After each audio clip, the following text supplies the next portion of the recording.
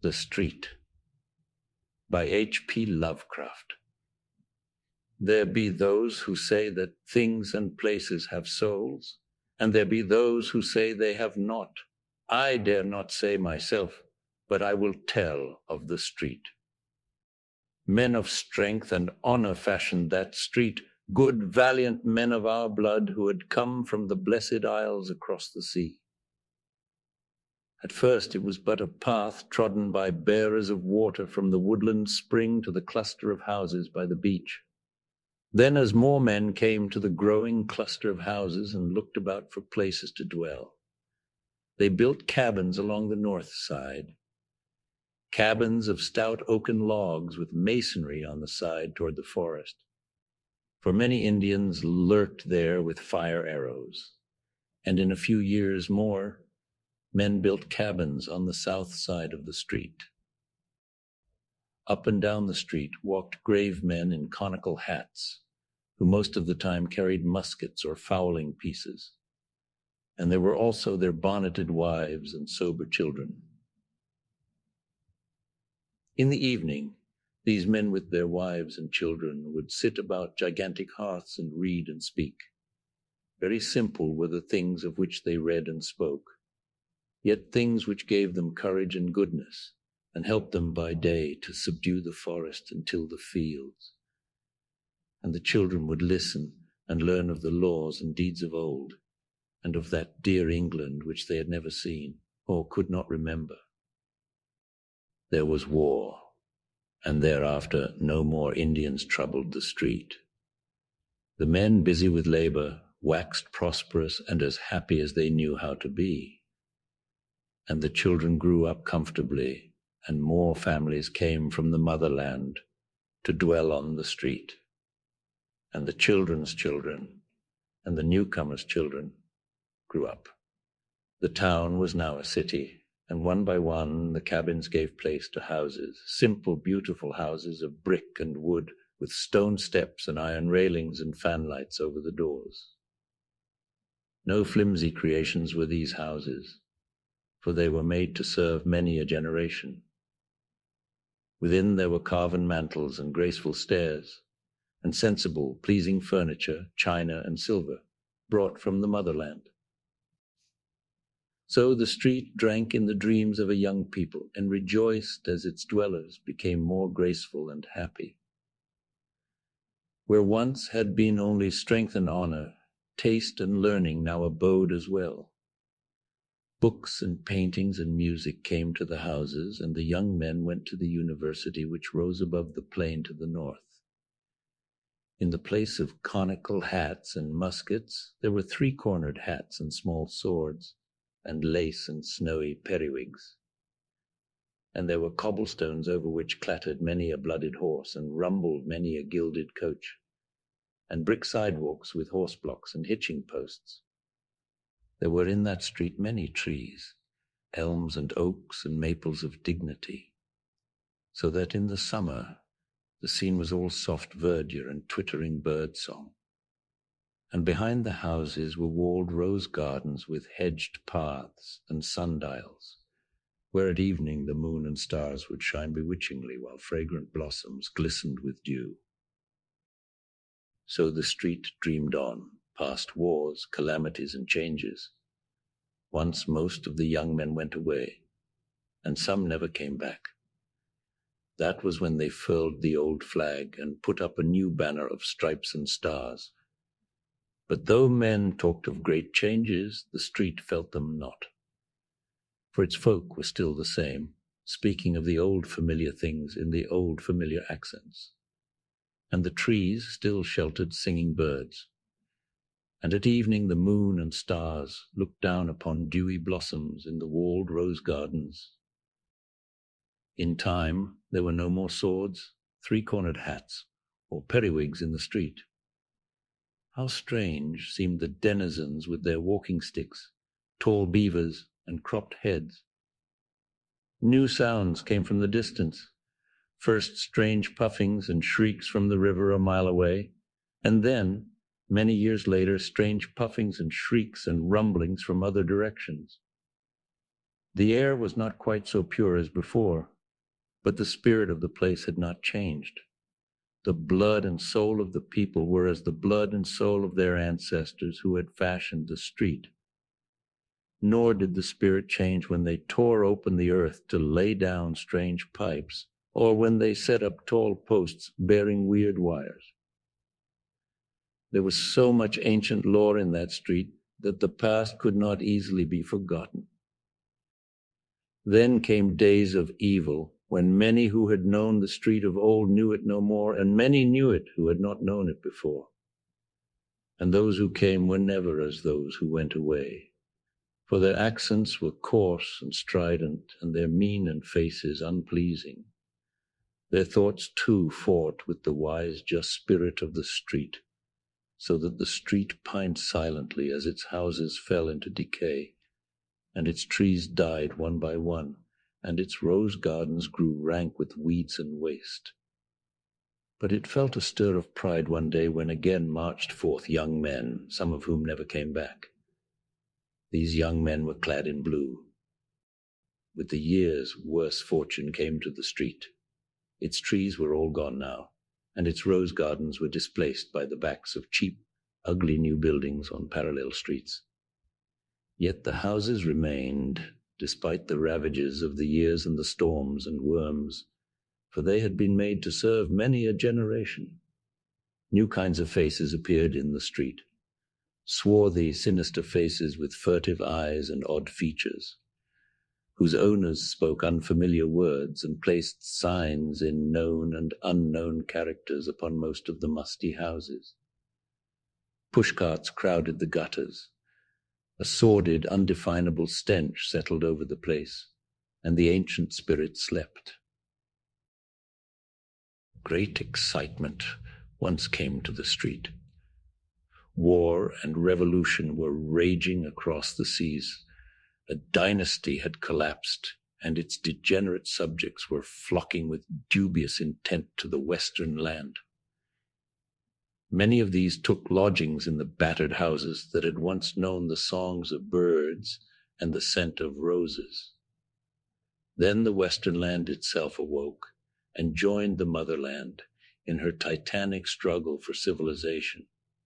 Over the cities once more floated the old flag, companioned by the new flag, and by a plainer yet glorious tricolor.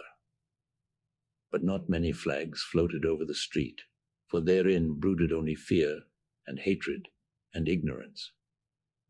Again young men went forth, but not quite as did the young men of those other days. Something was lacking, and the sons of those young men of other days, who did indeed go forth in olive drab with the true spirit of their ancestors, went from distant places and knew not the street and its ancient spirit. Over the seas there was a great victory, and in triumph most of the young men returned. Those who had lacked something lacked it no longer, yet did fear and hatred and ignorance still brood over the street, for many had stayed behind, and many strangers had come from distant places to the ancient houses. And the young men who had returned dwelt there no longer. Swarthy and sinister were most of the strangers, yet among them one might find a few faces like those who fashioned the street and molded its spirit. Like and yet unlike, for there was in the eyes of all a weird, unhealthy glitter as of greed, ambition, vindictiveness, or misguided zeal. Unrest and treason were abroad amongst an evil few who plotted to strike the western land its death blow, that they might mount to power over its ruins, even as assassins had mounted in that unhappy, frozen land from whence most of them had come. And the heart of that plotting was in the street, whose crumbling houses teemed with alien makers of discord, and echoed with the plans and speeches of those who yearned for the appointed day of blood, flame, and crime. Of the various odd assemblages in the street, the law said much but could prove little. With great diligence did men of hidden badges linger and listen about such places as Petrovich's bakery, the squalid Rifkin School of Modern Economics, the Circle Social Club, and the Liberty Cafe. There congregated sinister men in great numbers, yet always was their speech guarded or in a foreign tongue. And still the old houses stood, with their forgotten lore of nobler departed centuries, of sturdy colonial tenants and dewy rose gardens in the moonlight. Sometimes a lone poet or traveler would come to view them, and would try to picture them in their vanished glory. Yet of such travelers and poets there were not many. The rumor now spread widely that these houses contained the leaders of a vast band of terrorists, who on a designated day were to launch an orgy of slaughter for the extermination of America and of all the fine old traditions which the street had loved. Handbills and papers fluttered about filthy gutters. Handbills and papers printed in many tongues and in many characters, yet all bearing messages of crime and rebellion. In these writings, the people were urged to tear down the laws and virtues that our fathers had exalted, to stamp out the soul of the old America, the soul that was bequeathed through 1,500 years of Anglo-Saxon freedom, justice, and moderation. It was said that the swart men who dwelt in the street and congregated in its rotting edifices were the brains of a hideous revolution, that at their word of command many millions of brainless, besotted beasts would stretch forth their noisome talons from the slums of 1,000 cities, burning, slaying, and destroying till the land of our fathers should be no more. All this was said and repeated, and many looked forward in dread to the 4th day of July, about which the strange writings hinted much. Yet could nothing be found to place the guilt. None could tell just whose arrest might cut off the damnable plotting at its source. Many times came bands of blue-coated police to search the shaky houses, though at last they ceased to come, for they too had grown tired of law and order, and had abandoned all the city to its fate. Then men in olive drab came, bearing muskets, till it seemed as if, in its sad sleep, the street must have some haunting dreams of those other days, when musket-bearing men in conical hats walked along it from the woodland spring to the cluster of houses by the beach. Yet could no act be performed to check the impending cataclysm, for the swart, sinister men were old in cunning.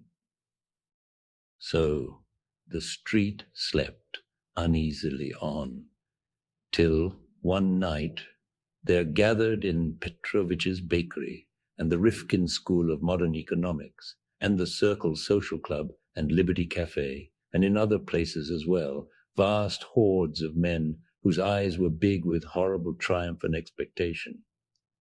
Over hidden wires, strange messages traveled, and much was said of still stranger messages yet to travel. But most of this was not guessed till afterward, when the western land was safe from the peril. The men in olive drab could not tell what was happening, or what they ought to do, for the swart, sinister men were skilled in subtlety and concealment. And yet the men in olive drab will always remember that night, and will speak of the street as they tell of it to their grandchildren. For many of them were sent there toward morning, on a mission unlike that which they had expected. It was known that this nest of anarchy was old, and that the houses were tottering from the ravages of the years, and the storms and the worms. Yet was the happening of that summer night a surprise, because of its very queer uniformity.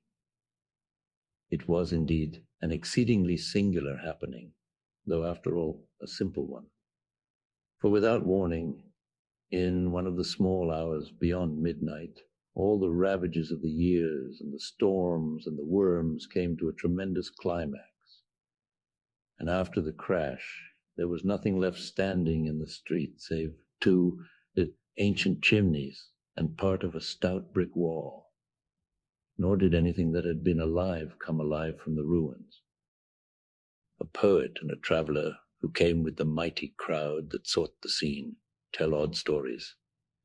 The poet says that all through the hours before dawn, he beheld sordid ruins, but indistinctly in the glare of the arc lights. That there loomed above the wreckage another picture wherein he could descry moonlight and fair houses and elms and oaks and maples of dignity. And the traveller declares that instead of the place's wonted stench, there lingered a delicate fragrance as of roses in full bloom. But are not the dreams of poets and the tales of travellers notoriously false? There be those who say that things and places have souls, and there be those who say they have not. I dare not say myself, but I have told you of the street. We hope you have enjoyed this rendition of H.P. Lovecraft's The Street. Please consider liking, subscribing, and also hitting the notification bell for the latest audiobook upload. Thank you for listening.